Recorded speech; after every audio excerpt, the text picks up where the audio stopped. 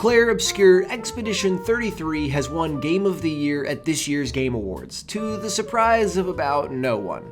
Clair Obscur Expedition 33 was the best title this year, and that's evident with it taking home this award and many others. But there were a lot of great games that didn't really get the recognition they deserved, getting overlooked as Clair added more and more to the pile.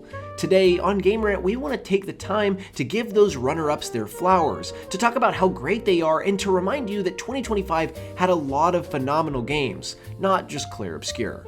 First, let's quickly discuss the obvious. Clair Obscur Expedition 33 probably would have won at any Game Awards in the past few years. It was such a well-designed game, pulling together excellent innovative gameplay, beautiful music, and an enthralling story to create something truly phenomenal. All that brought Clair Obscur victories in the categories of Game of the Year, Best Art Direction, Best Debut Indie, Best Score, Best RPG, Best Narrative, and Best Direction. Pretty much every time it was in the running for an award, it won that award, and the night started to feel like a big victory lap for its development. Watching the awards show, you might have started to feel like Clair Obscur was the only game that came out this year, but 2025 was packed with excellent titles, games that have forever revolutionized their genre, improved their gameplay conceits, and told meaningful stories that will stick with players for a long time. A lot of these games, in my opinion, felt like they were shorted on awards that they were deserving of, so let's shine a light on them.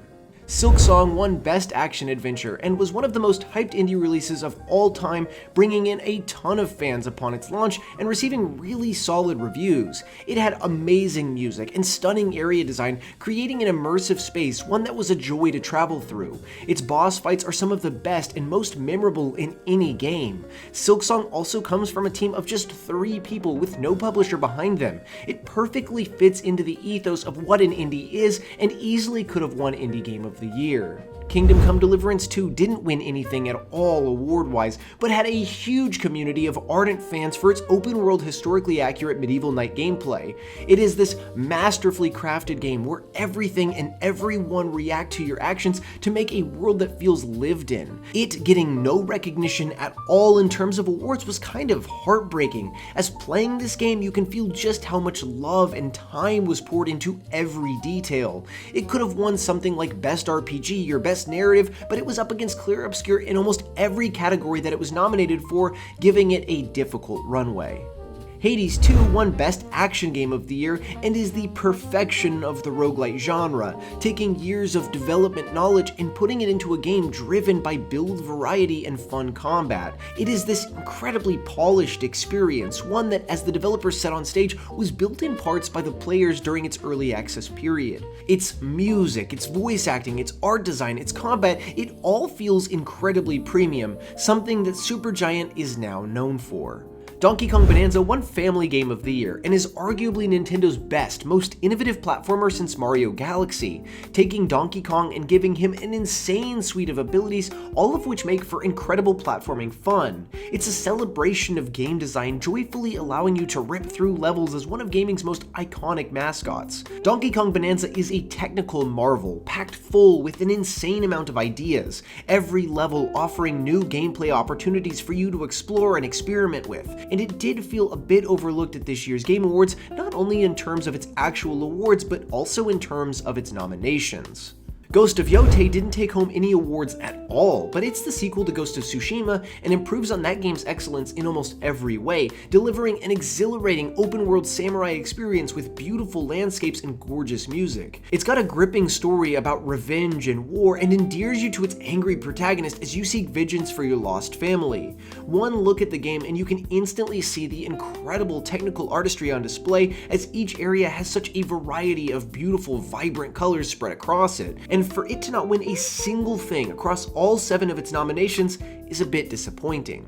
Death Stranding 2 on the Beach also didn't win any awards, but featured a stacked cast of excellent actors playing out its interesting post-apocalyptic story of delivering packages across vast swaths of space. Death Stranding 2 was also nominated for 7 awards, but its overlap with Clair Obscur kind of put it in a tough position. Death Stranding 2 on the Beach, with its iconic director Hideo Kojima, could have easily won something like Best Direction, so it's kinda sad to see it take nothing home.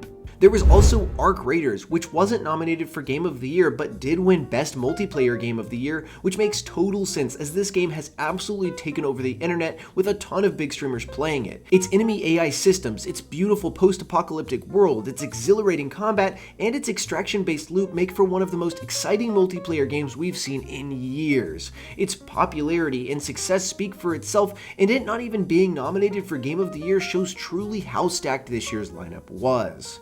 That's all not to mention games like Split Fiction, Dispatch, Ball X Pit, Blueprints, games that on any other year would have been major contenders, all pushed back by just how stacked this year's lineup was. It was such a strange year, with the game that won Game of the Year also winning Debut Indie and Indie Game of the Year, making the entire show feel homogenous. It kind of felt like the little guy was absent this year, where usually a small team that you haven't seen before comes up to pick up the Debut Indie Award. This year it was just Clair Obscur and Clair Obscur and Clair Obscur. And while it was deserving of all the awards, I wish we could have seen more devs celebrated.